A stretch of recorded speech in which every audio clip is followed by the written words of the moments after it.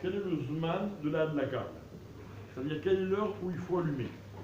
Alors premièrement, il faut savoir que le zman de la hadlaka, il commence à partir de Tzeta Kochavim. C'est-à-dire avant Tzeta Kochavim, on ne peut pas allumer. On peut allumer que à partir de Tzeta Kochavim. Tzeta Kochavim, c'est quoi?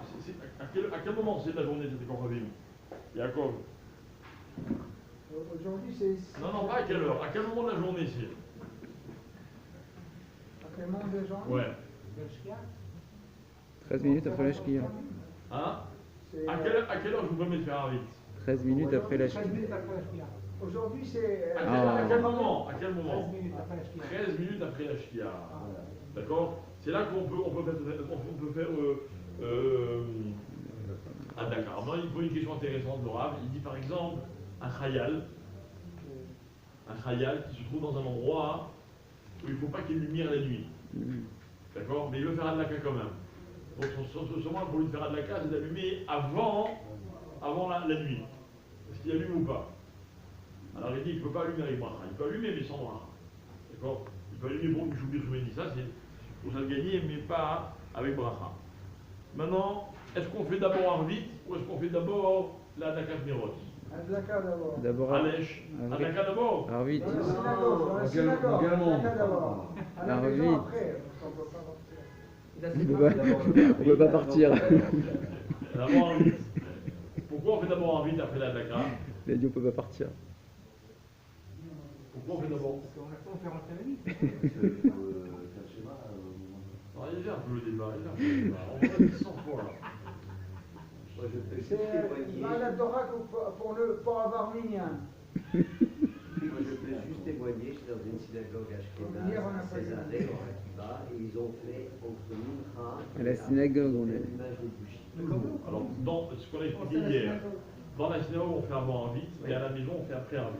Et pas tout le monde a ce mina, il y a des gens qui vont rentrer chez eux, qui allument, et après ils vous reviennent à la synagogue. Et bien c'est ce que vous savez, c'est que Tadir, Mesheno Tadir, C'est le codem. c'est quoi Tadir, Mesheno Tadir? Quelque chose qui est récurrent. Donc c'est pour ça qu'on fait d'abord Arvit, et après on fait Adlaka. Mais le problème c'est que les poskim ils disent comme ça, ils disent que Tadir, Agmara, Tadir, Tadir Kodem, ça se dit pas quand il y a Pirsou Nissa. Ça veut dire que si. Pourquoi on allume les néros de Hanouka? Pour diffuser le NES. D'accord? Quand j'ai une mitzvah de diffuser un NES, ça passe avant la règle de fréquent ou pas fréquent. Donc normalement, je devrais allumer avant un 8. Question que pose les poskim. Hein? Comme ça dit l'Agmara dans Shabbat, Tatram Gimel. Alors il dit comme ça, il dit. On dit le NES d'abord, d'accord? Quand par exemple, on ne peut pas faire les deux au même moment. Mais si ça ne change pas, ça change pas ou ça ne gêne pas la mitzvah, qu'on reste dans Tadir et chez nos Tadir, qu'on fasse d'abord ce qui est fréquent, il vaut mieux. Comme on sait que tous les gens après un vite, ils vont rentrer faire la mitzvah de Hanouka, on n'a pas peur qu'à cause de ça, évidemment, tant pis, je ferai Hanouka beaucoup plus tard, ok? Ou en tout cas, c'est pas ça qui va changer les choses. Donc, on garde la fin de Tadir et chez nos Tadir.